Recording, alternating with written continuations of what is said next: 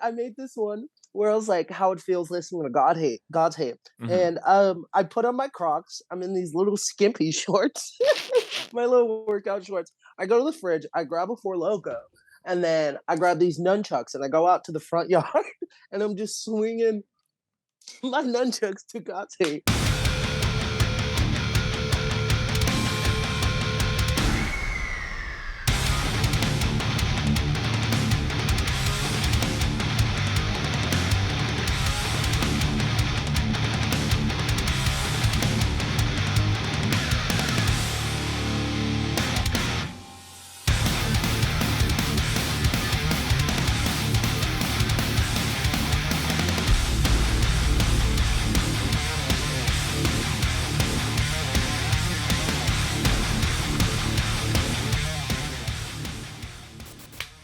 Thank you so much, everyone, for tuning in. This is another episode of the Scoped Exposure podcast. This has been an episode that me and my guests have been talking about and planning for a number of months, and I'm excited that we're finally sitting down to do it. Someone that I have a lot of social media questions as well as hardcore questions for. I'm really excited to be welcoming on my friend Murphy from Well, Sacramento, California, on the show. Thanks for coming on, my friend. hey, how's it going?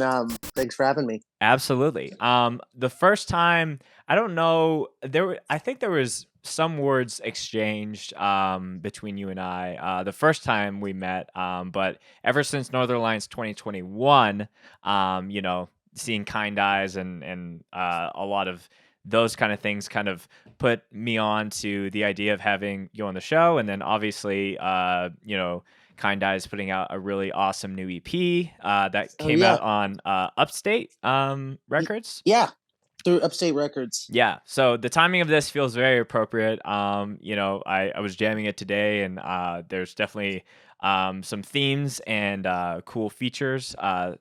So just some cool discussion points. Murphy, for the folks at home that might not know who you are or the other bands that you're a part of, do you want to give a proper introduction? Because you're Oh a yeah, part of many, many bands. I am. Yeah.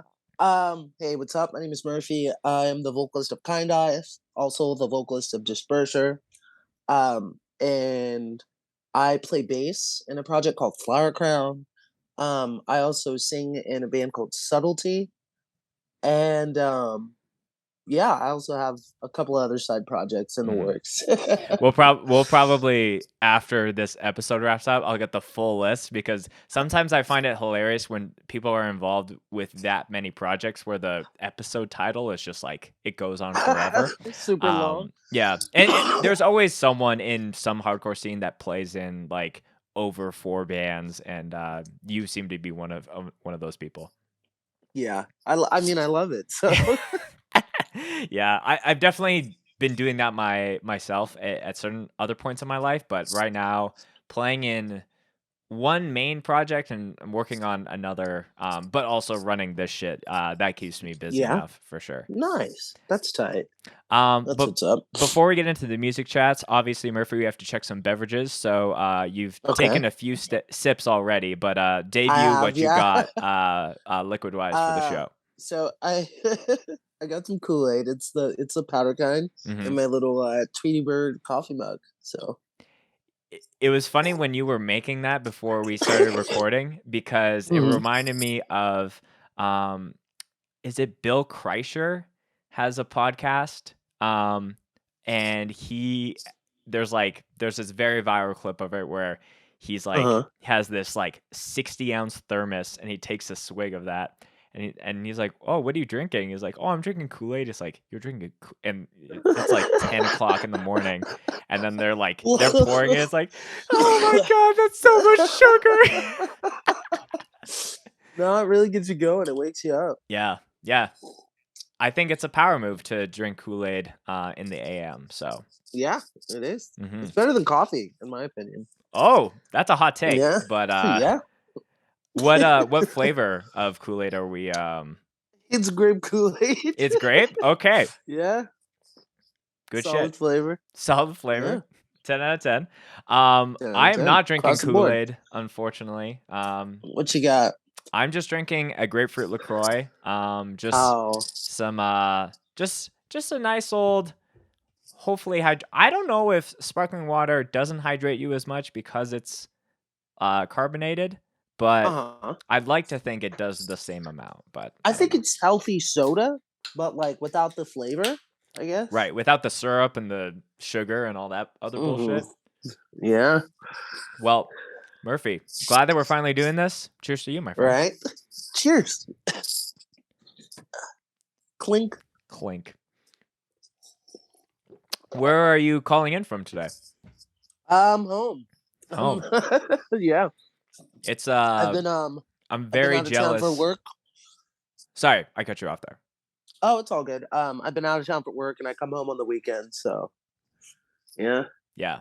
I was just gonna say I'm very jealous of anyone in California who's able to just have all of the outdoor time possible because it's getting colder here up here in Canada, and it's like Uh-huh. I dread being having to look outside and it just to be all white, and Ah. going outside is more survival than enjoyment. So, the patio vibes of what you're bringing for the show, I'm having a bit of FOMO on. So, Yeah, it's actually really nice. It's California, you know? mhm. Any new guests, Murphy, that I try to have here on the show, I always like to get a bit of context about how they got into heavier music, hardcore, or however you want to spin it. So take Uh-huh. me back in time to the first time you were hearing, like even just hearing the actual music, and then we'll like move into like going to your first show and all that Hardcore or bullshit. heavier music? Hardcore or heavier music in general? Whichever way you want to spin it. Like I think whatever came first is the way that we should start. Okay. Well, when I was a kid, I found a stack of CDs.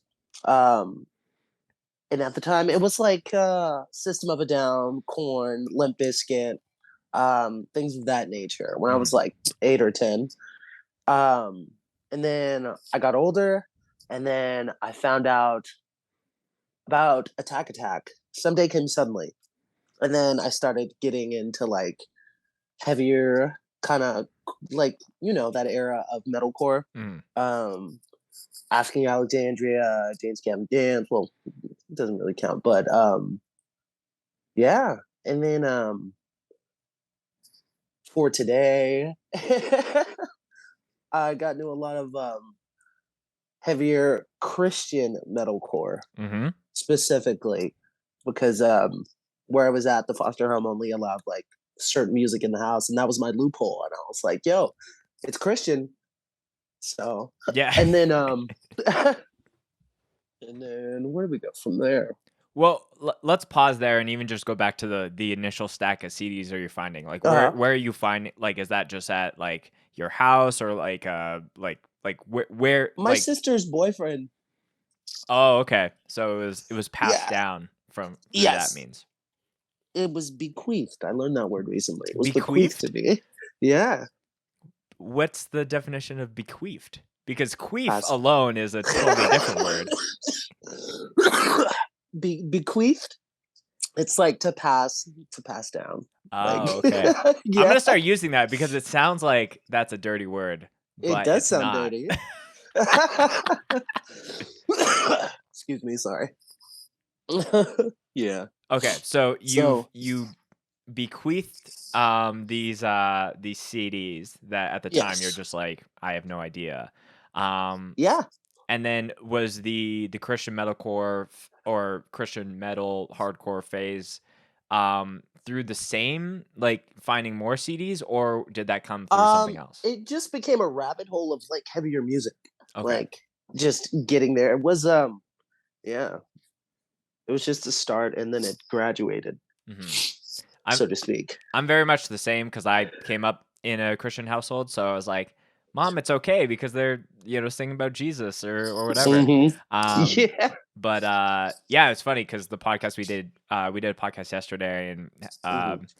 it's so funny that you never really. I feel like it's underestimated how many people are in the scene now that came through Face Sound Yeah. Records, Solid State Records, all that like that era because it was popping The for a bit. It was. Mhm. Under Oath, The Devil Wears Prada. For Flyleaf. Flyleaf, Haste the Day, In the Midst of Lions. Plea for Purging. Yeah, there's Yeah. the list goes on and on.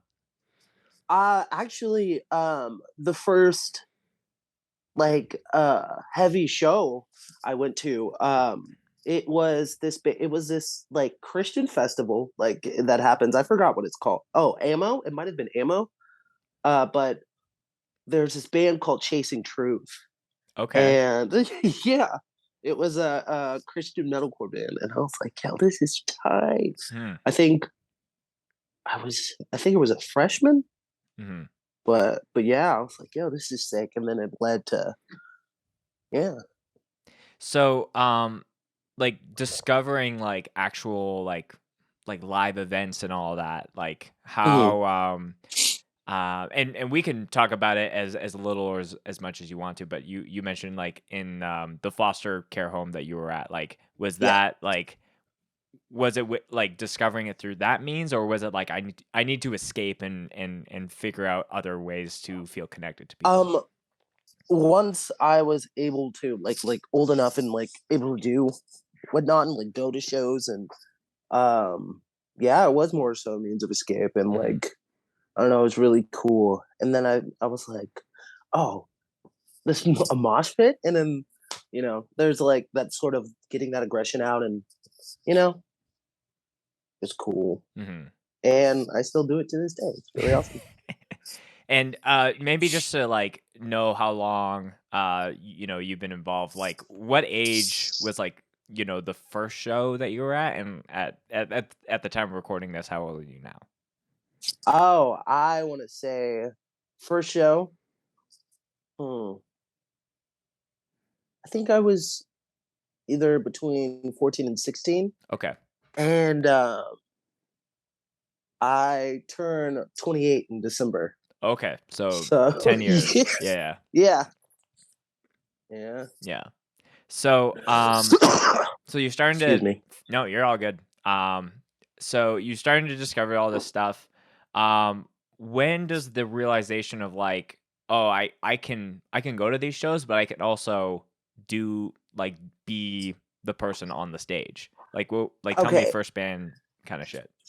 so the the band that really made me realize that I wanted to do it was um Johnny Craig's era of Dance Gavin Dance. Mm-hmm. Yep. Because I was like, yo, I want to sing like that. And then in ninth grade, I was like, I just listened to Downtown Battle Mountain and like repeated that. And then kind of, just like learned from it and like that vocal technique. And then I realized like other kids listen to like that kind of music, and I was like, oh, cool, I could start a band, you know? Mm-hmm. and and I kind of did, and I started this band called He's Known as Strider. It was just like a jammy band, kind of you know, well, quote unquote screamo, and I was like, yo, this is tight, and it was very fulfilling. Mm-hmm. So yeah, Yeah. And the goals at that time were just to play shows. It wasn't like, you know, we actually never even played any shows. I didn't. oh, okay. Yeah, It was like purely just a jam. yeah, Mhm, yeah. mhm. I wish I played shows back then. Yeah, sometimes it's like, yeah, I wish I started a little younger, and then it's like, oh, actually, I'm glad that never saw the light of day and didn't get like Mhm. filmed and shit. Um, It didn't happen until I got out of high school. Was when I like actually started playing shows. yeah. So, have you always been like more interested in like it seems like being a vocalist that was so out the gate for you, and was Mhm. singing something that was like um something you realized that you were skilled at like pretty young, or was that like you had to really work at it over time? Here and there, but I really did have to work for it. Hmm. And then I joined choir to like help me like, Right. learn what I was doing, and it helped. And then yeah, I lost my train of thought. I No, you're apologize. fine. It is interesting because I think Johnny Craig. You also mentioned Attack Attack. Like a lot of Mhm.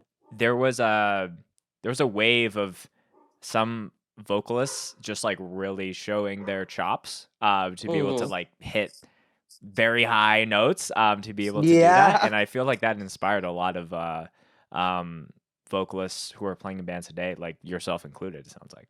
Yeah, definitely. There was this one band, like one of my friends' band I wanted to join, but he was like, "Bro, your voice is too high." And I was like, "Wait, what?" And it was like, "Yeah, no, we're going for like a lower kind of lower feel." Mm, And I was like, "Oh, well, there's this entire genre that, like, where hmm. the vocalists get up there." And I was like, "I want to do that then," you Right. know? Yeah. So, maybe moving into some of the bands that you're like current, like, have you always been like, I want to play in a million bands, or did that just like kind um, of like get ahead of itself, so to speak? it it just became a passion of mine when I realized I kind of don't have to limit myself genre wise. I can if I'm able to. Like, Hmm. I could attack all these projects and like, really touch base with every aspect. I'm like, why limit myself? This is awesome. I love doing this. Yeah. And yeah. So I was like, why not, Yeah. If I have the time, and I've always had a passion for it. So Yeah. That does run into the potential difficulty of like having the overlap, and I'm sure that you have yeah. felt that where it's like, oh, does this vocal theme go to this band, or do I do Mhm. this style a little bit more? So like, I guess Kindness and Disperser are like the two main heavier bands that probably have a little Yes. bit of battle between that. Or have you found a harmony when it comes to those two Um, projects? I attack Kinda as a metallic hardcore project, but Hmm. in all honesty, I think we're metalcore. And with with Disperser, it's more of a traditionally influenced hardcore band. Hmm. So like it's I can like differentiate the two as far as like writing subjects and cadences and how I attack vocals. Hmm. So again, starting with the vocal stuff, Uh what was like, which came first, Kind Eyes or Disperser? Kind Eyes. Okay, yeah. So Yeah. talk to me just about the origin of that band and that project. So it was 2018, 2019. My homie and like brother of mine, David Marks, was like, "Hey, um, we're jamming in this garage. You should pull up." Um, it's like Kind Eyes was a previous project with a different vocalist, but then I joined it, and then we got Isaiah, and then it kind of enveloped from there. Hmm. And this is like Life in Chains era, um, and I don't know, it kind of just we really meshed well together, and it's Spencer's project initially, which is really cool. Mm. So yeah, it was me, Spencer, David, and Isaiah. Spencer is the Drummer. oh, okay. Because Yeah. as a fellow Spencer, I need to keep tabs on all the Spencers in the hardcore scene. So shout out to Spencer if you're listening. Shout out Spencer. Shout out to all the Spencers in All the hardcore. Spencers. We're you know uh okay. So how is that? Excuse me, sorry.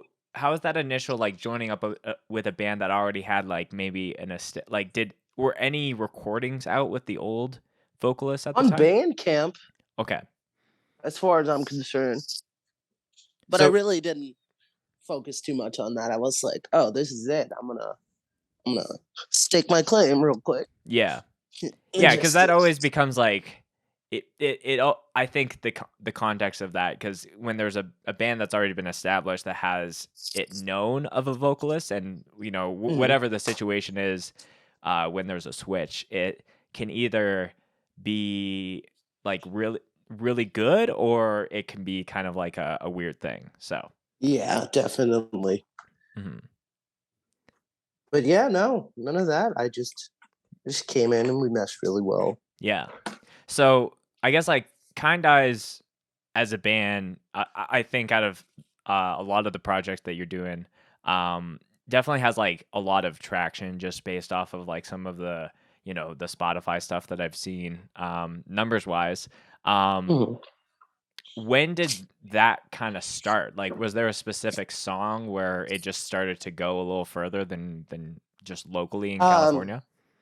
well, with the pandemic hitting, there were no shows. Mhm, So, I was kind of looking for a way to still keep this and keep the momentum of the project off the ground. mhm. And with my like social media presence, it kind of helped. So, um, things started to pick up from there, social media wise. Basically TikTok. So, Yeah, which we will definitely be getting into, a little bit later. I think something that has been cool to see, specifically with Kind Eyes is, your selection of features for guest spots. uh-huh. Um, Yeah. you know, and I wanna go through these. I feel like there's kinda 3 main ones that I wanna hit on. So, Yeah. we'll go to the earliest and work our way forward. So the first one, Okay. that I thought was the most unique is the fact that you had, friend of the show, Akeem, AKA Yeah. Hardcore Keem. Hardcore cube. I love Tell that me guy about so how that much. came to be. So that wasn't my idea. That was Spencer's idea, but I was Okay. 100% on board. I was Mhm, like, yo, I love hardcore cube. This is so sick. mhm, And so they made that happen. And I was like, yo, this is tight. Like right out the gate. mhm. um, yeah, Because no. to my knowledge, I don't think he's done guest stuff, like, in a live setting, but not, Hmm. like, credited Hardcore Keem. I think to my knowledge, that's the only thing online that's accredited that way. Yeah. Yeah, no. It's super sick. I feel like yeah, we really did that. That's Mhm. like I think one of the and the funniest things too is, I guess, his reaction to that oh, song is with with his his mom. mom. Oh, that warmed my heart so much. He was like, "Mom, can you tell which one is me?" Oh my god, it was so wholesome and precious and really cool. Yeah. I really like anytime that it's like, my mom reacting to heavy music, or like my even like outside of music, like I Mhm. love my grandma guessing which Pokemon this is. And like that shit to me is always like it's so wholesome and so funny. Um Oh yeah. so yeah. So yeah, great choice there. Shout out to Akeem. I haven't Uh, talked to him in a long ass time, but mhm. he's on his grind. He's killing it. Oh, Um, definitely. the second, which I think was the very first guest feature, or even just kind of song that I even heard, was another Mhm. friend of the show, Jay from Unity TX. That's Um, my twin. yeah, tell me about that feature, because that you guys dropped that as a single initially, and then it Yes. it made its way onto the new record. Yes. Well, me and Jay were friends on TikTok and whatnot, and we got mistaken for one another, like commonly. I was like, yo, we are two different people, and we just bonded over that. It was really cool. Hmm. And then we were like, hey, do you want to feature on this track? And basically, yeah. And then history. Yeah. So, like, would it be people at shows coming up to you and being like, "Yo, I love Unity TX," or just No, it was online? always online. Got you. Yeah. Yeah. And I guess like the only time that he's been able to do that part was at Northern Alliance. Yeah. Oh, and it was so sick. Hmm. No, I was tired. It was good to hang out IRL. Hmm. It's almost I can always appreciate a guest spot that is like the proper showcase of everything a Hmm. vocalist can do, because like Jay did like his rap and stuff, and then the super high scream, and then the super low scream, like all Yeah. within like No, 20 seconds or whatever it was. he um definitely brought his A game, which is yeah, so sick. yeah. So yeah, so that song definitely seems to have pushed the furthest out of anything you guys Oh, have put out. definitely. Is that Yeah. still on the TikTok side? Not so much. Well, actually, yeah, it is. Okay. Yeah, it's it's one of the go-to songs, which is really cool. Mhm. Also Lady Liberty is one of them. Okay. Yeah. Yeah. Um, yeah, I think we'll definitely transition into that, because I have so many. I feel like you need to be my teacher when it comes to that. But the Uh-huh. last feature that I want to hit on, which I thought was very cool, was getting Jason Butler from Fever 333, and Oh man. uh, That was the acquisition of that I have to applaud. But tell me about how that came to be. so basically once like our we were gaining momentum and traction and whatnot, he basically messaged the band and was like, "Hey, we love like I love everything you're doing. Keep it up." Basically like a cosign. And I was Hmm. like, "Yo, this is crazy, man. You're like you're Jason Butler. You swing from the rafters and you fuck with us." And I'm like, "Yo, this is insane." Right. And I was like, an absolute legend like caught wind of my music, and I was Right. like, this is crazy. And then I was like, "Hey, would you want to feature?" And he was down, and it was so sick. Hmm. Basically, it was the cosign and like the attaboy, keep it up, and I Hmm. was like, "Yo, yeah, Yeah, he's been someone like I think the first time I heard of him was like through Let Live, but to yeah, see that same level of Fever 333 is almost like that band that's like they almost didn't need to do any of the initial grunt work of being a small band hmm, just because it's like him and Stevie yeah, and just like shooting to the moon. And rightly so. They're like incredible musicians, incredible performers. Um, but to see him on a smaller hardcore feature, I was like, hmm, that's really cool because it's no, it's like there's definitely when certain people get featured, it's almost like, oh yeah, it makes sense to get and I love these people, but it makes sense to get like a Brendan Murphy from Counterparts or hmm, a Jesse from Stick to Your Guns, depending on the band because they're all friends or whatever. But to see that seemed to be like just like a little bit outside of that world, but like yeah, with maximum impact. So that was very cool to see. absolutely insane for me." Yeah. So the question is, when is the live debut of that gonna happen? Oh, I have no idea. I haven't even thought about it.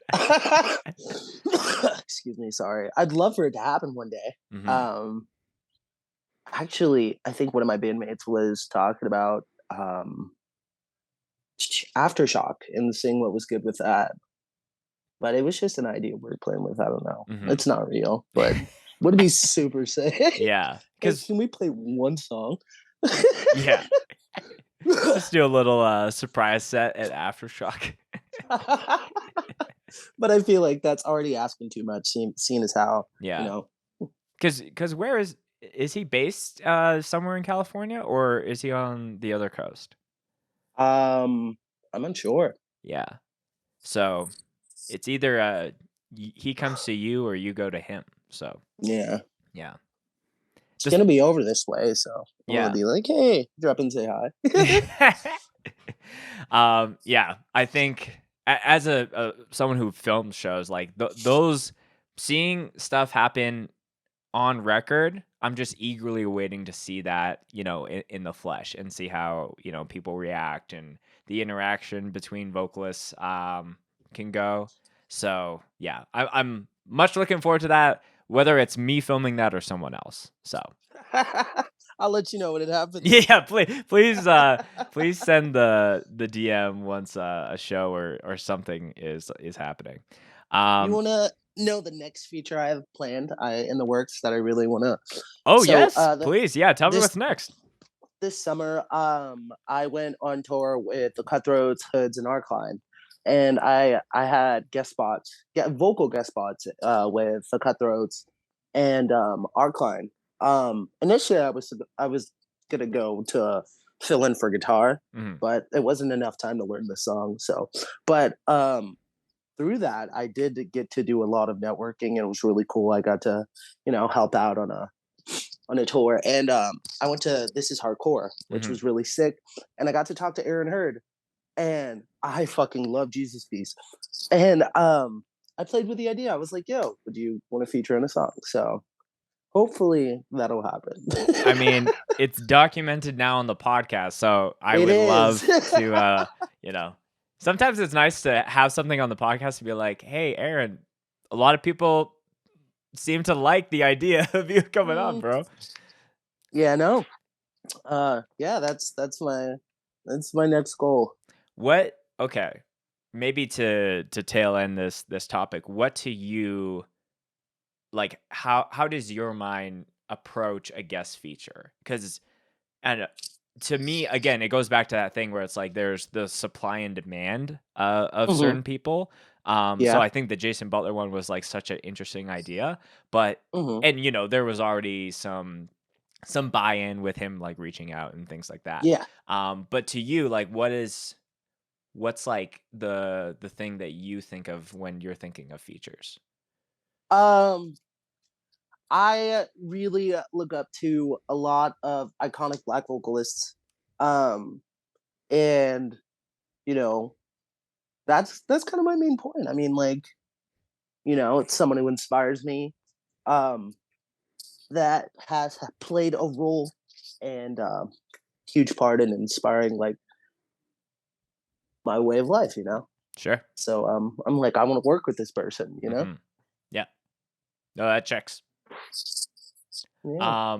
Who's the vocalist of Oceano?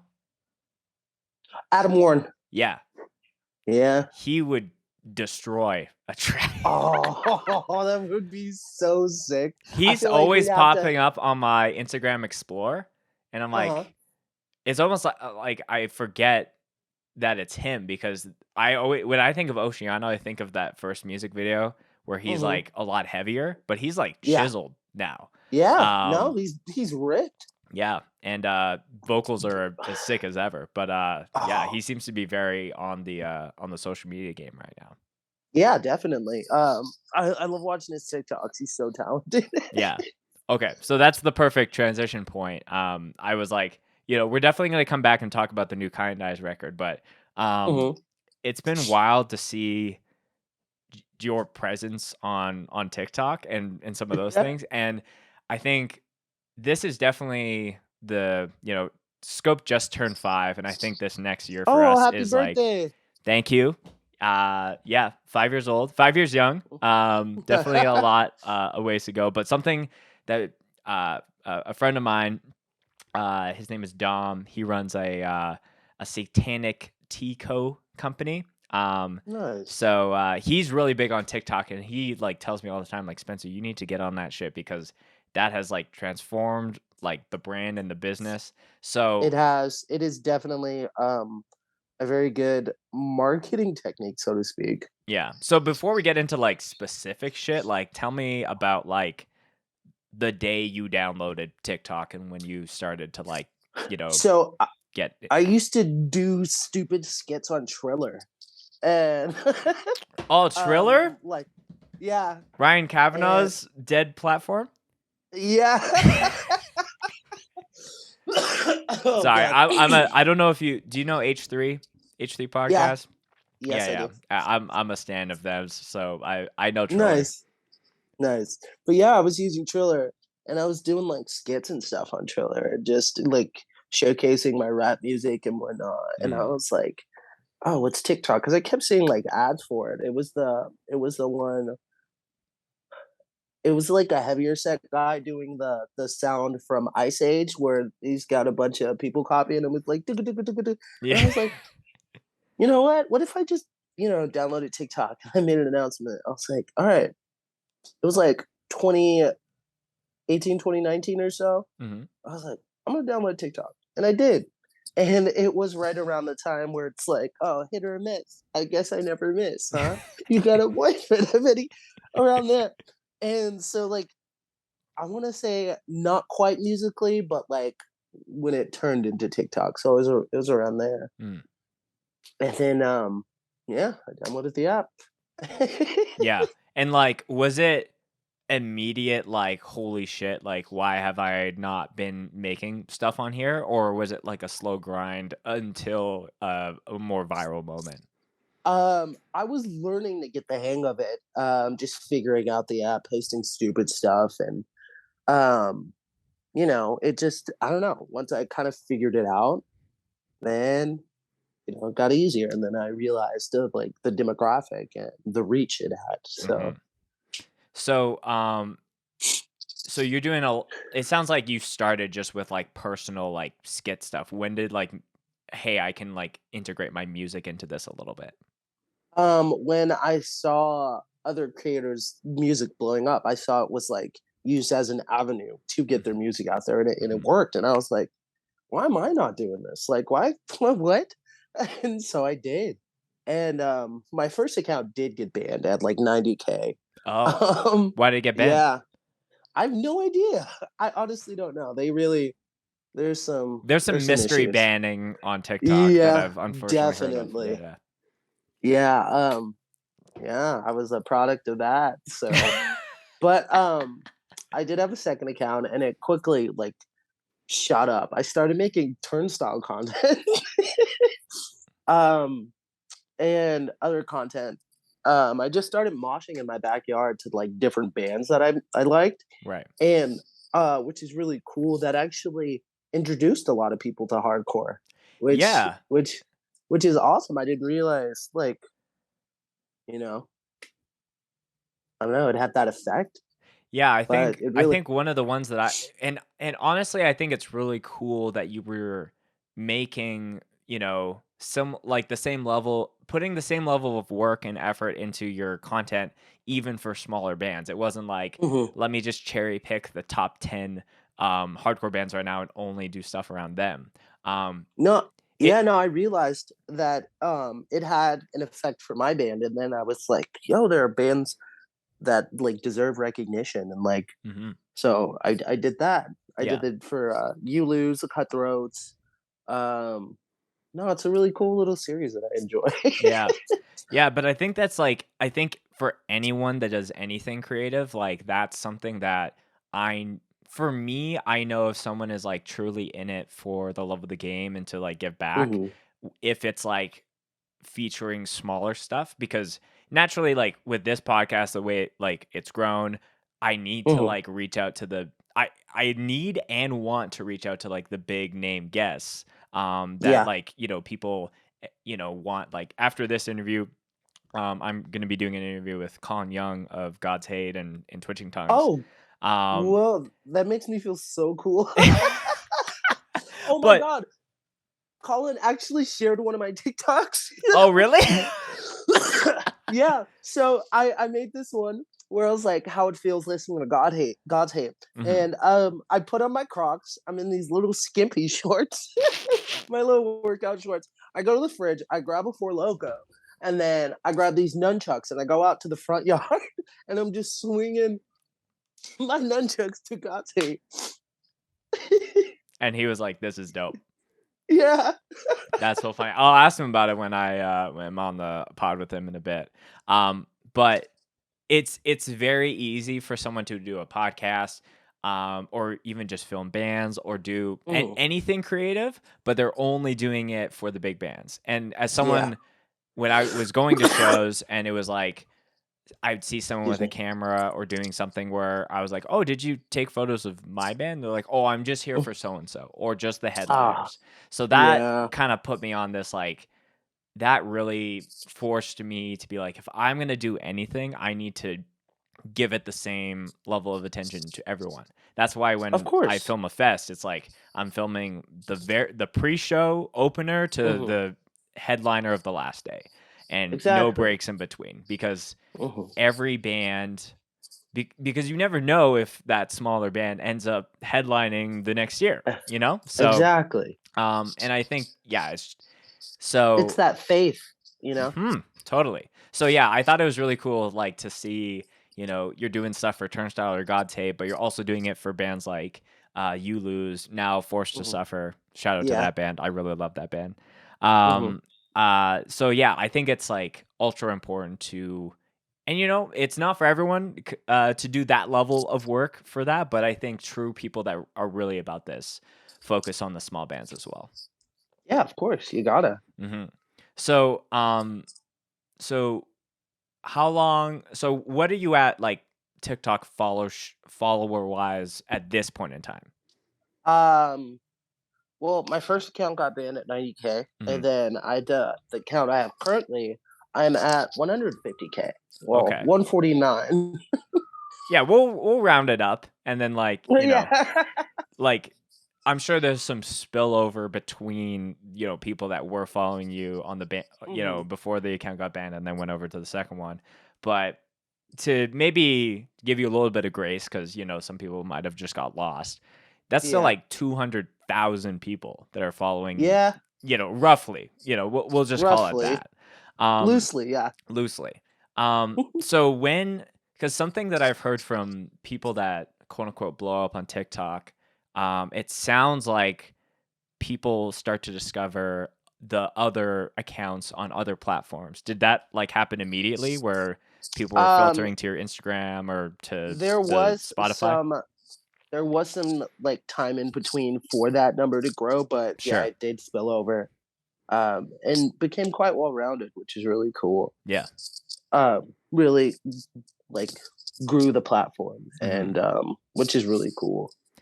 I think something that is funny to me because and I don't know if this is just something in your nature where you're like I want to give a little tease because you're like, oh, let Mhm. me tell you this potential other guest vocal spot. Oh yeah, Um, I love doing that. yeah, because I think I saw a TikTok where you were saying the band doesn't want me to leak the call out part of "Fuck a Proud Boy," but I'm gonna do it Uh-huh. anyway. I know. I love doing that. I feel like it gives kind of some incentive, and I've been doing that a lot. I do that with most of my projects where it's like, hey, check this out. It's just a little bit of a taste. hmm Also with shows too. How recently I got in trouble for doing just that. So Disperser got added to a pretty big bill, and me being like, my love for leaking and giving a little tease, I tweeted about the show before the tour was announced, and then I took a Oh. nap. Yeah, so it's where it's like, yeah, that teasing is good, the little teasers, but Mhm. this is the only time it got me in trouble. But it's released now. It's the Varials, Boundaries, Distinguisher, and Orthodox. Right. Kind of, yeah. Heater But yeah, lineup. yeah, I Yeah. know, and you could see why I was excited. Yeah. But yeah, I woke up to several calls from my bandmates and the promoter. But like leaking is good in some aspect, but Mhm. you can't give all your beans away. Yeah. It's funny. That reminds yeah, and sometimes it's a little there are definitely like certain like yellow tapes where it's like we're Mhm. setting up these things so these things don't happen and the Mhm. launch of this tour or project or whatever it is that we've been Mhm. working on for months on end can be properly debuted Yes. and shared out to people. There are sometimes unforeseen ways that things get leaked out, and I'll Yeah. just tell a very quick story. So we had we have another show on this podcast where a friend of mine, Aaron, who runs a fest in Tulsa called Act Like You Know, formerly Mhm. called Promcore, he wanted to come Mhm. on Oh, and nice. he wanted to essentially go through the full lineup a week before it was released. So anyone Uh-huh. who checks out the episode, it was kind of like an incentive that way. So Yeah. me and my co-hosts were like, yeah, let's do it. We had it on.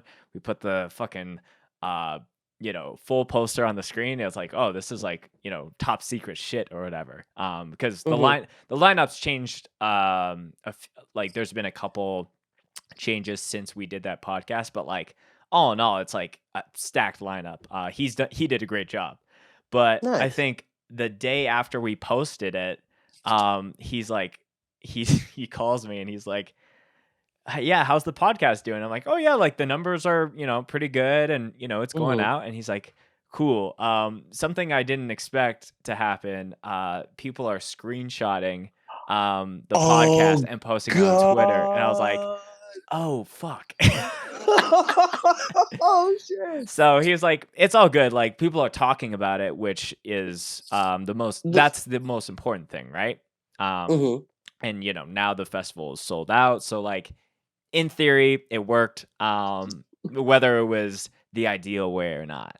Um, mhm. so yeah, like it seems like you've had a couple lessons of like, okay, sometimes you Yeah. have to be told like, I understand what you're doing and I understand that you have a lot of power with Mm. the account that you built up, but there's certain ways to do that. And I've learned that Yes. myself with doing this shit for so long.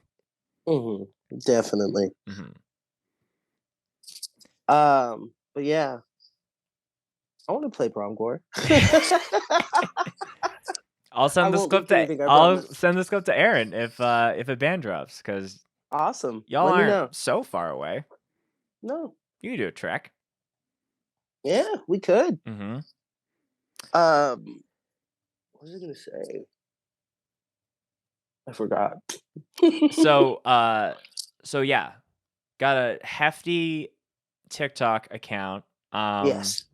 that you've been able to use to pump up other bands, but also like pump up Yeah. the projects and things that your projects are actually doing. Um, Yep. what what's your most viral thing that has like gone the distance? So it was actually this duet. So uh I get tagged in a lot of like Midwest like emo or pop punk kind of like guitar TikToks, and then it becomes an amalgamation where it's like I sing on them. And there's this one that I wrote to, and it got freaking 5.1 million views.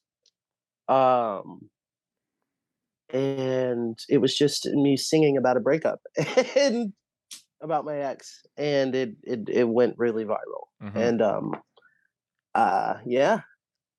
So in the midst of that, I'm sure like you're getting all these new followers. So something Mhm. that I personally don't know how to um sometimes it's just like grabbing the reins because Mhm. a lot of creatives, whether in music or not, talk about like their quote unquote viral moment and Mhm. as far as like what do they do after that, like what's the next thing that they do. So like what was going through your head in the midst of that? You're like, do I need to replicate this or do I just need to just continue to be creative and test the Um, waters? I was just I'd been doing that, and then that was the one that kind of like took off. Sure. And then there was obviously pressing for to make it an actual track. Oh, And okay. yeah. And I did, but I didn't follow all the way through with it. I just put it on SoundCloud, and then I got a feature of like a mutual her name's Pat in the free throw. The free throw? Yeah. So got both of us on that song Hmm. and just put it on SoundCloud, and it did well. Like 30K. I don't know what it. Yeah. Yeah, that's still a lot. That's not like, you just your friends being like, "Let's check on how this thing did." That's like lots of people checking it out. So, Yeah, definitely. Um so yeah, that was a viral moment, you mhm. know? So I guess like before we get into maybe some of the technical questions that I have, like Mhm. what is the and yeah, maybe just to play devil's advocate, because there's definitely people in hardcore that like they kind of like hold up like I we are a Bandcamp only band and we're not gonna do any Mhm. social media or we're just gonna have an Instagram. And it's I again I'm speaking a little inexperienced here, not like being as active. I think Mhm. we did a little bit of TikTok stuff when Northern Alliance actually first wrapped up. And Mhm. I was like, "Oh, damn, like this," like, because I remember you reached out about resharing it on Yeah. yours, like clips Yeah. from your set. So Mhm. but ever since then, I've just like I've fallen off of it, but I know that it's something I need to um, be active on. So I guess for the people that are hesitant or just think it's like, oh, I don't want to dance or lip sync on it, like they misunderstand it. Like what would you say I to mean, those there are a people? lot of preconceived notions about it. I noticed that gatekeepers don't like it very much. Hmm. But there are some benefits and some drawbacks. Um, there's an algorithm to it. There's a pattern. There's a consistency in content and quality of content. Um, and it's really easy to fall off if it's like, hey, I don't have the motivation for this, or Hmm. you know, um, but there are some benefits to it. What was I going to say? I forgot. I lost my train of thought. I apologize. What would you say are like the top three benefits, and then like maybe a uh, couple drawbacks that you found you would know? um, so one is reaching a new demographic. Um, like potentially people hearing your music who have never heard it before or would like something within that realm. Um, it helps. Yeah, basically helps with exposure and Hmm. like you never know. Hmm. And I've noticed now that labels are like, hey, um, you should be on TikTok. And now it's like kind of it's a thing, you Hmm. know? It's like at first it wasn't, but then it's like, hey, get on TikTok, promote the music and whatnot. Hmm. Um, yeah. So and then a couple of drawbacks. Um You could get banned for unknown reasons. yeah, no, it was crazy. So there was we played this taco truck show in Modesto, which was like super sick, and I got a Yes. clip from it of my band playing, and it was tight. Like I posted it, but because of the activity in the pit, it was like, yo, this is violence, and like Mm. so it got taken down. But my former guitarist of Mescaline Maniacs posted that same clip, and it didn't get taken down. So it's Mm. like there's kind of it's like I don't know what I'm trying to say. It's Like it's kind of like an inconsistent admin system. Hmm. yes, yes, very much so. Okay. Um, I think when it comes to you mentioned as far as like record labels like Hmm. pushing bands. What is your thoughts on that? Because I so the only other band in Hmm. this, DIY alternative subgenres that I see really utilizing it and really benefiting from it is a band from up here called Calling All Captains. Hmm. They're a pop punk band that's on a label called New Damage, and Hmm. they like I know it's going like to the broader reaches of people when it's like my Yeah. wife who like she'll listen to pop punk every once in a while, but like a lot of this DIY shit she's like, not into. When she's sending Hmm. me like reels of them talking about like, when you're indecisive and can't pick a song and it's like 10, like it's anything from red jumpsuit apparatus to actually asking and just like flipping through the shuffle. Yes, I know Um, exactly. I know that sound. yeah. So like, so if my wife is sending it to me, it's like, oh, like this is a band that I played shows with and I talk with Nick, their Hmm. bass player, all the time. But they're like Yeah. really going like hard on it. Like if you like our band, if you like these bands, and then like the list, you might like our band. So Hmm. I do think that social media wise, you should be cross platform because there's a lot Hmm. of people that only put their eggs in one basket. And Yeah. I heard somewhere where if it was like it all these social platforms are all free and they're all their own companies where they could just go under one day. And if Hmm. your only sole way of communicating to people is on one place, then you've pretty much been erased from the Yeah. internet. So I think it's good for people to be cross-platform, and know where their skills are to, Yeah. you know, maybe they're not good video people, so, you know, certain bands shouldn't have full YouTube channels. Um, Hmm. but what is your thoughts on like record labels like trying to quote unquote force bands to be more social on apps like TikTok? I mean, I think it's important to an extent, and to the brand and the band, and I think it's to an extent a necessary evil. But Hmm. there are bands who like survive off of like, you know, very DIY and hearsay, Yeah. and like, you know, the internet affects that, but you know. Hmm. It definitely is like undeniably useful for any band to be on that. Hmm. I think of I think of like metalcore bands that are kind of like the level of spooky where they might like say something at the very beginning of the set but never speak in between songs, if you know what I mean. Hmm.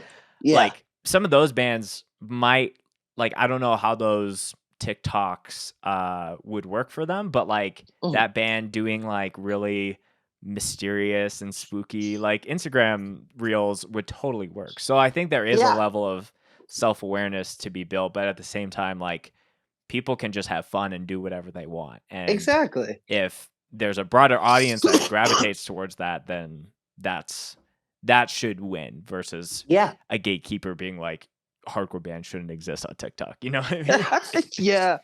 I've yeah, I faced that kind of, you know, especially with the scene and whatnot, and younger people going to shows and like not knowing what's up, and then Mhm. figuring out real quick what's up. Yeah. Um, one of the discourses of like hardcore being on TikTok is there are some people who feel crowd killing is assault, Mm.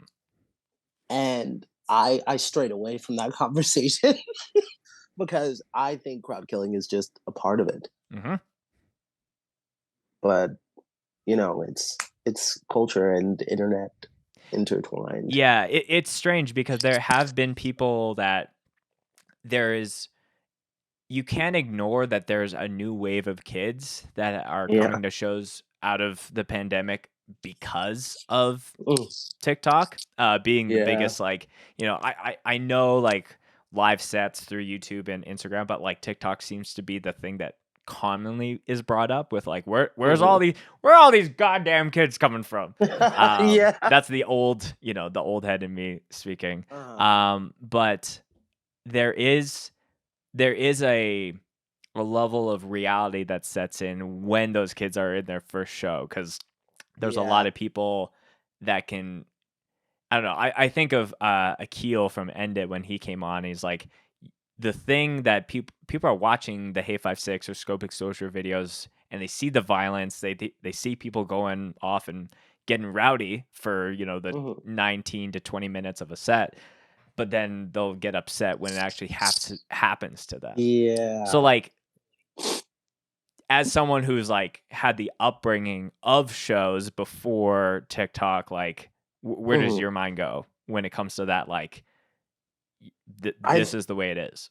It is the way it is, honestly. I feel like it's a big part of the culture and a big part of the scene, and um you know, there's etiquette to it, Mhm. and you know, it's like unspoken rules that like by being in it you'll get it, you know? Yeah, yeah.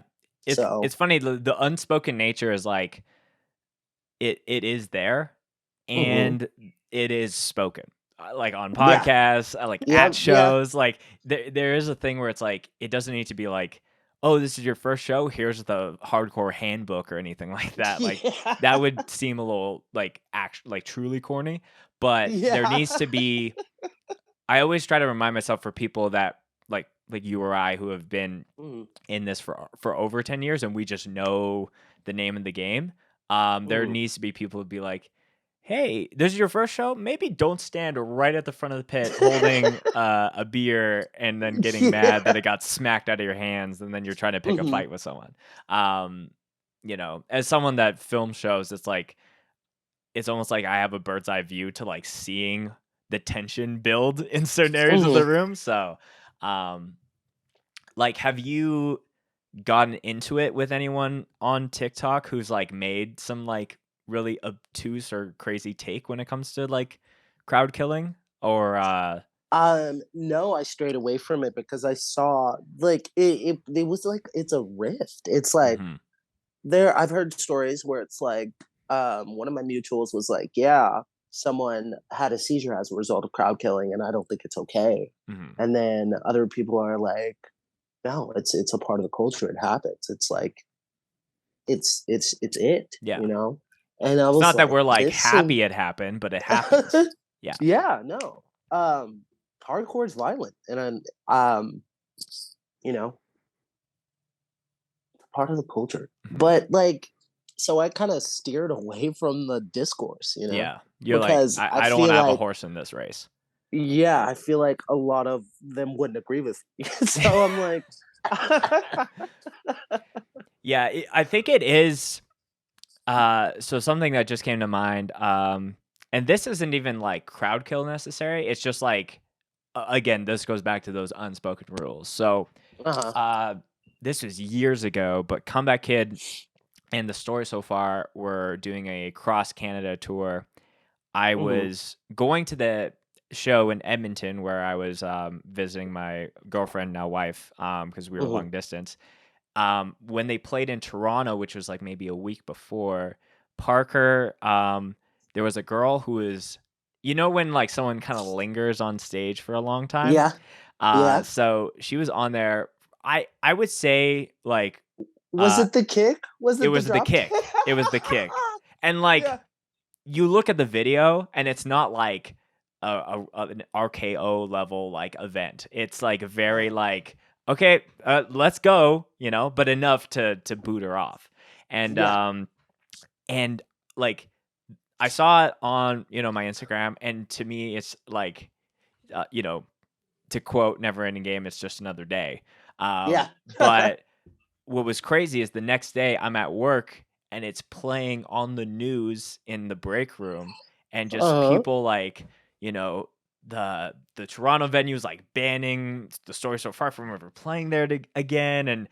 And the thing is, it always like goes back to the individual, and like the girl was like, oh yeah, I definitely was on stage for too long, like, like I deserved it or something like that. Yeah. But it's just wild that like, and that got to a level of like, this is in front of normies that know nothing about like Mhm. show etiquette, or just like, this not unspoken thing, but just like, I see people who like beat the shit out of each other and then they hug afterwards. And it's Yeah, like, literally. yeah. So that got to a level where it's in front of like normies running news channels. I was like, oh God. So you know, things of that nature happening on TikTok is just maybe a more less modern, or I guess a more Yeah, modern way of people scrutinizing that. basically. Hmm. I mean, yeah, there's always gonna be like, what's the word? Discontent or discourse, Yeah. one way or another. Yeah. But And yeah, I don't know. I think the real way to actually like come to some kind of I guess not change, cuz I'm not someone that thinks change is needed in that area, but it's like the only way that we mhm. can actually like move forward with some of those things is talking about it in these like long form Exactly. ways, versus like, here are the three reasons why crowd killing does not exist in hardcore part 7. Part 7. Yeah. Fuck. Yeah. So I guess like, to round out some of these things, like, give me some hacks when it comes to what I need to do as far as like the content that I have either through this podcast or live sets to make that applicable on TikTok. Be my I guide. I think posting clips, buzz with buzzwords of like of the band, the interviews, a particularly funny moment. Hmm. You know, the that grabs the attention of said So when audience. you sorry, when you say buzzwords, you mean like the band's logo, the Uh-huh. person's name, like Yep. All um that. all that. Okay. It's basically also TikTok's algorithm has changed to like some SEO. Okay. Do you know what SEO is? Yes. Yes, it's more geared towards that and longer content. So like a minute clip of the podcast um with said band, said vocalist, said artist.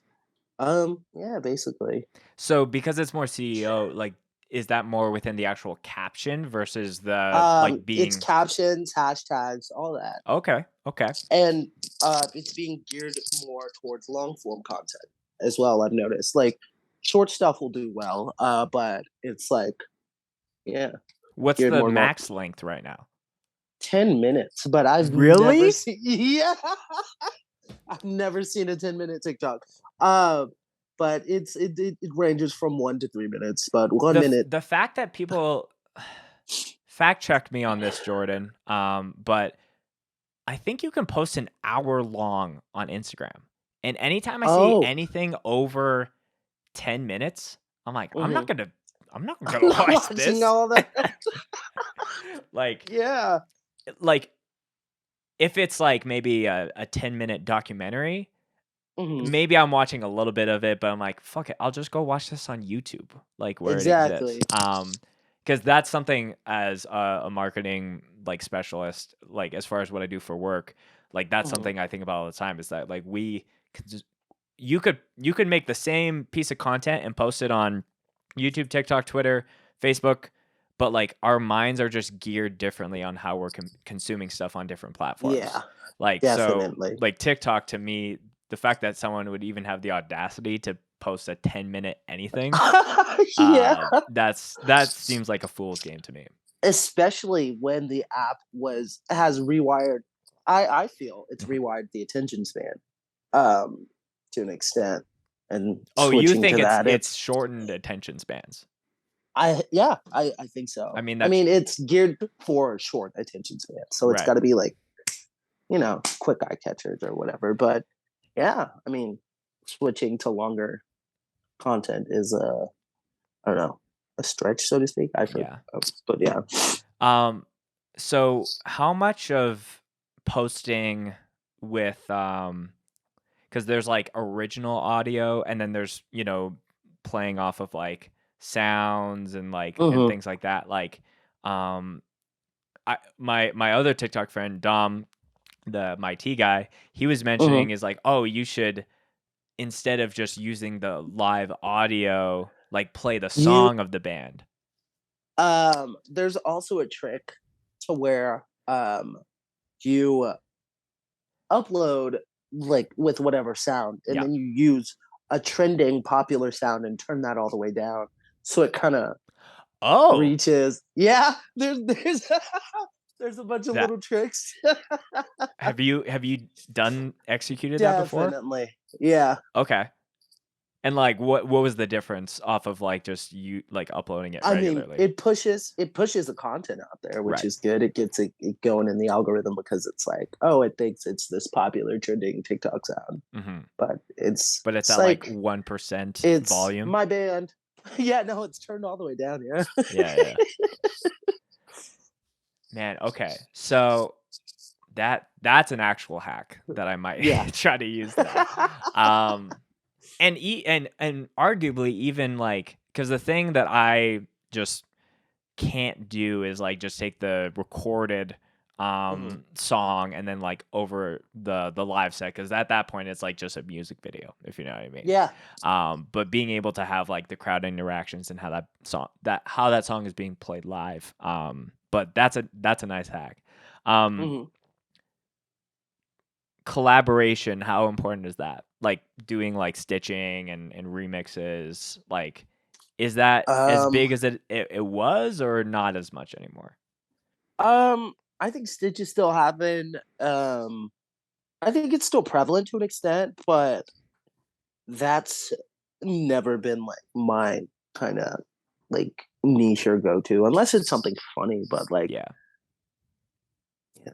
I think the best TikTok stitch of all time, and I'm pretty sure you've seen it, is the one where it's like the guy and his girlfriend who doesn't say anything, and he's like, "Hey guys, this is my girlfriend. It's my birthday," and then like people like Oh put the yeah. legs with the gun, and then the news reporter.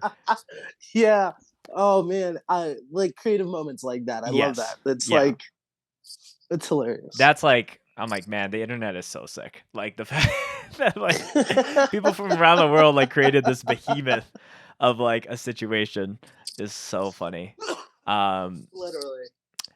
okay, so frequency, time of day, does any of that even Mhm. matter? Because I've had people be like, literally post as much as you can on there, but It does. Yeah. There's like prime times to post, and like if you're like in it and you have your analytics, it really actually helps. mhm, Um, but if you don't care that much, just post. It'll it'll uh it'll do its it'll job. gain traction. Yeah, Yeah. Okay. basically. Um, okay. I think maybe the last thing I can ask you TikTok related, and then we'll talk about the new album. Okay. Shout out your top 3 hardcore related TikTok users. Oh, best of hardcore. Okay, what is that? Um, it's just an account that like highlights a lot of current and older hardcore bands, and it's a really cool mutual of mine. Okay, Um, Swing Deep, though I don't really see their content anymore, um, because of like the change. But yeah, no, they it's really like a source for new music. Um, and I'm not only saying that because they featured my band, but they featured a lot of other great freaking bands. So cool.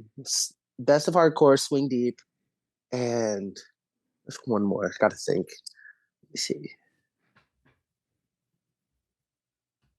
Hmm. Top 3 is important, so take your time. It is. It is really important. Actually, I'm gonna see if I can check. Yeah, I'm gonna check. Yeah, you can cheat. I don't care. I'm cheating right now. I'm actually cheating as well because I need to shout out another dude, and it's a little bit of a tease as far as potentially having him on the podcast. I just need to find his And shit. I'd say myself. Yeah, dude, shameless plug. Yeah. Where are you? Just keep scrolling. Just keep scrolling. We're both scrolling right now. Yeah. This is like us hanging out in person just on our phones, you know? Literally. But It's it's just so, quality time. it is quality time. Yeah. Let's not downplay it. Oh, okay. So I want to shout out Stanley Sivers. Mhm. He's the guy who's like, I think I'm gonna come out of Mosh retirement. Oh, that guy's so hilarious. Yeah. I reached out and he's down to come on the podcast. And Oh, that's so sick. yeah. The one that kills me every time, and I think it just hits so deep because as someone that films shows and documents, it like spoke directly to me. Just the when are you gonna post those photos? I need a new profile picture. Tell me you caught me. Tell me when I did. And then as soon as he tries to drive away, he's like, "You're not going anywhere." I was like, "Oh my gosh, that's the level of overbearing people." At least for me. But yeah, a shout out to Stanley. Come on the podcast soon, buddy. Oh, that guy to follow me back. Yeah, and follow Murphy. This is a threat. This is a threat. I'll get you merch, bro. I got you. See that one where he has just a bunch of hoodies, and he's like, "I forgot to pay rent." Oh God, he's hilarious. I love his content. Yeah. The breaking vegan because he's like, "Oh, this milk is this not oat milk?" He's like, "I have to change up my band name now. Do you realize how big a deal this is? Oh, my favorite one currently, I think it's one he just posted where he's like, I have this idea. Shun, jun, jun, jun, jun, Oh jun, jun, yeah. jun. And the He's guy like, filming's like, I think you hear things and then you have these ideas, but you don't realize that you heard them at one point. and he's like, every day I wake up, I dream of going on tour and sleeping on someone's hardwood floor, but then I wake up on my mom's couch. And I'm like, It's funny that uh, you bring that up because and I've talked about this before uh-huh, and I don't think that this is me stealing the riff. I think it is truly being inspired by when I was uh-huh, writing we wrote a song for our split that we put out in 2021 and the opening uh-huh, riff has like it has like a I was just writing this like, you know, we write thrash hardcore music. So I was like writing this mm-hmm, like dun, dun, dun, dun. I was like, okay, that's cool. And then I like moved it up and I was like, oh, this sounds awesome. And then like mm-hmm, an hour later, I'm like, this is from something, but not it's not like from hardcore, but I'm like trying to figure out what it is. And like uh-huh, I was born and raised on playing all the Halo games, and yeah, I truly credit hardcore or getting into heavier music through those games because you got like Breaking Benjamin and Hoobastank uh-huh, and all that shit. yeah. But I realized that the riff is exactly like the original Halo. Da da da da da da da. Oh, But nice. it's theoretically it's one note off. So I think I get a pass. You get a pass. No, Yeah. that's valid. That's definitely valid. Yeah. So we've It's opened you're with that paying. song with like clips from the Halo games or just the operatic like the chanting. So yeah, You know what I want I'm to do? guilty as that. I want to open with. So have you seen that PC episode of South Park? The DC episode? No, PC, Oh, the PC Principle. PC. I don't Where maybe let me see if I can I find this wasn't clip. allowed to. Well, yeah. If you here, maybe I'll just pull it up. On my It's the PC frat chant. oh Did you find it? yeah, I think so. PC bro. Yes. The Social justice, 1, 2, 3. There's this I chant that realize they do. you can't hear my audio, but I just like played the beginning of it. Is it like I wanna be PC? Woo woo! It's This is like the way to social be for justice me. 1, 2, 3. Yes. I think I would love to use that sound clip at the beginning of a show, and I think it'd be fun Yeah, and hilarious. that is really funny. So this is the way that we transition back and off of TikTok. And Murphy, thank you for educating me on this thing. I hope none of my questions weren't too overbearing. Oh, none at all. No, you're totally good. I'm sorry I lost my train of thought No, so many times. it's all good. So, Kind Eyes, your main project, put out Yes. an album called Cruel World pretty recently. Yeah. And you know, we were talking a little bit about the features. Is there Yeah. anything on, I guess, like the lyrical side? Because there's definitely a lot of themes that seem to relate to different songs. But anything that you want to talk Yes. about the why behind some of the lyrical Um. choices and the direction there? Well, it's. I don't know. I view life and hardcore through this like lens of experience, Hmm. and um kind of the reason I touch on what I do is because of, I don't know, how prevalent it is in life and how being like marginalized and basically how those affect life, if that makes sense. Hmm. Um no, I got to touch on a lot with this EP, which is really cool. Yeah. Um, I think with that being the overarching thing, I think it's very easy for someone just to look at like, oh, these are just all ACAB songs or something like Mhm. that. But I think listening um to specific tracks where you were kind of like focusing on like um different ideas around that. The Yeah. last track specifically, like Say Their Names, like the Hmm. bridge, I was like, it was, to me it felt like a perfect ender with like, you know, this is ending this record, but there's like a lot of um forethought and like looking ahead into, you know, like we're like this isn't over. We're not gonna wait until justice you Hmm. know comes. So like was that challenging to find like a natural flow from like the beginning of, you know, with the prelude being like, you know, the ominous like, you know, like being pulled over kind of thing, Hmm. to that ending? Um, it was a gradual transition, honestly, and I felt like it was an ending statement. Mhm. Um, which yeah closes it off.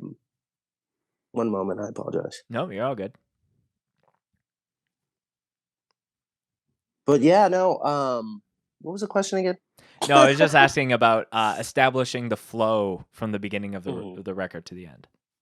No, we went over the order and how it would like best be received, Mhm. and listen to it in that order again and again. And I was like, okay, this feels right. Mhm. So no, and yeah. What is the song that either challenged you the most lyrically or that you're the most proud of? Um, I am most proud of both Say Their Names and Pride. Mhm. That that really like I felt like it was quite different subject matter, um, but it was nonetheless important. Of just like I don't know, because it's kind of songs are usually like, oh yeah, yada yada yada about this or this specific thing, and being able to like write and branch out with Pride was really therapeutic for me, Mhm. so to speak. Yeah. Are there any like specific like lyrics that you like are stoked that like you put together? um, yeah, for Cruel World, I'm really really happy with that. Mhm. That song, and also making it not only the title track, but the name of the EP itself. But Mhm. yeah, I'm really pleased with that song. Mhm. So record came out on Upstate. Mhm. Is there any plans at this point with like certain tours or I don't know if Uh, you guys have done like a release show for it, like anything that you want to like tease for the folks at oh home, God, we haven't done a release show. um, we did just partner with Forthright Booking, right? um, which they also brought on Maya Over Eyes, Shiva Groove. Mugshot is working with them. So there's a lot of great bands in that collective, and having them on our side and booking for us is a privilege. And I'm excited for the shows that we have in the future. Hmm. Yeah. Yeah. What is maybe what's your biggest goal for 2023 in Kind Eyes? Um, Tour with Keonashi. Very or specific. Unity, and then double back to that Aaron Hurd feature. Hmm. Yeah, Those I are just want to three good goals. with Forthright actually possibly booking our first real tour. Like we've been on tour. We did a little run um a while back, but this one is going to be like real big boy tour. So I'm Yeah. excited for that. Yeah. Well, if there's any desire to come to Canada, you know who to hit Mhm. up, and we will set it up if you want. Early on, when we were like not gaining traction, but when things were hot, we did get asked to come to Canada. I forget for what, Mm. but it was like a show. Or hold on, let me see.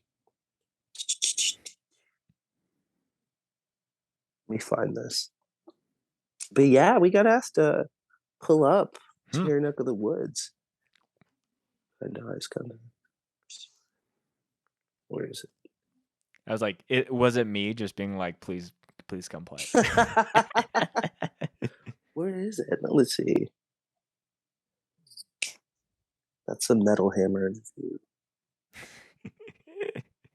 This has been the only podcast I've ever done where my guest has been so active and like pulling up shit on their phone, and I love it.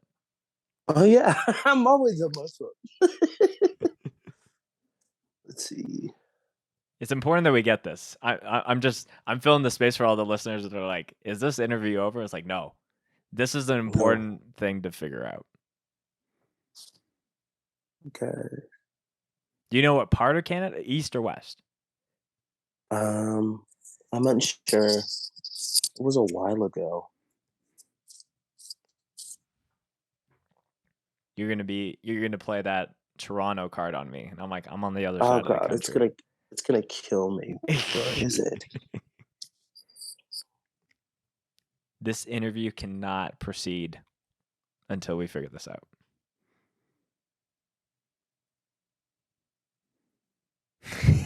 Let me just search on the top bar. See. Jordan and I have a shared Google Doc where we have our notes, and he's making a timestamp to Murphy looks stuff up.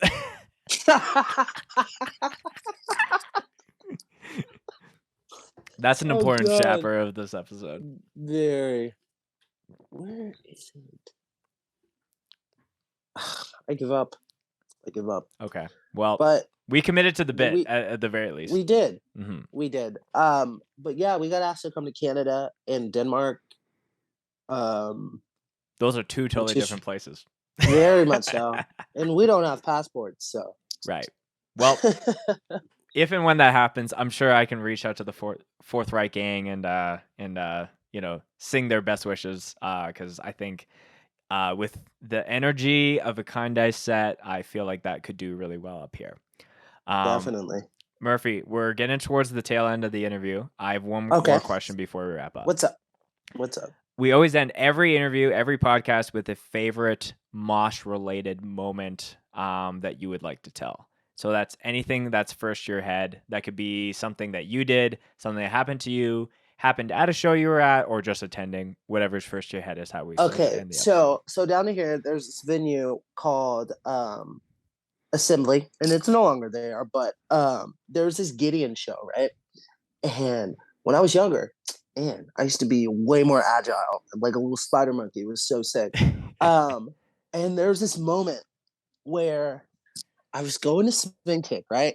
I was like, foo, foo. And I went to spin kick, and then there was someone else on the other side of me also spin kicking, and then our like legs locked in the air. Like this or cool. Like this? Like crossed? Like they crossed. Okay. It hurt, but it was so sick. You're trying to be on like the X-Men team or something. Yeah, like let's basically. Straight edge. I'm joking. But yeah, no, that was a fun one. Another one where spin kick related. Mm-hmm. I was thrown down, right? And then I went to spin kick, and then it was at this like 6'4" dude's chest, and then he caught it and held on to it, and then I dropped, obviously, and then someone like tripped over me and then fell on my chest, and that was fun. Oh, okay. Yeah. Both great stories. Very quick. Thanks. To the point. Not a lot of setup. Just punishment. Just punishment. Yeah. Well, Murphy, this has been a great conversation. Really great chat. Anything you want to shout out? Anything you want to plug, or anything you want to send the people off with before we wrap up? Shout out Upstate. Mario and Kim are super awesome. I'm excited for. Oh yeah. So Kind Ice is playing for the Foos Fest October 9th in San Jose. Okay. It's a benefit show, and it's a lot of great bands on there. Your Own Destroyer, Curb Stomp, which is like Modesto Beatdown. Mhm. Yeah, a bunch of great bands. I'm excited to play that. What's the date of that? October 9th. Okay. We will try to. As far as this episode dropping, it might have already happened, but if you were Okay. there, hopefully If you you're had a at the good time. show, it's super tight. It's at a wedding hall. Oh, Yeah, married to the mosh, I guess. married to the game. Yeah, we'll But, definitely put all the links to all your stuff, Murphy, and your bands in the description and in the YouTube, all that good shit. This has been a great chat, friend, and I'm Right. stoked for the future of what Kind I'm Nice glad. and the rest of your projects is going to be up to. Thank you very much. You've given me a I'm lot to glad this think. finally happened. Likewise, yeah, and I've taken away a lot of good tidbits for TikTok, and that will be. I would say I should be slapped if by the time this episode doesn't come out, we're not doing the TikTok shit as actively as I hope to be. So you can hold me to that. I'll hold you to it. Yes. You're the only one who's allowed to slap me. I'm not inviting people just to come to shows and smack me if I haven't been on TikTok. Murphy, again, thanks for the great conversation. And yeah, we'll definitely be linking up soon, I hope. Awesome. All right. Thank you for having me.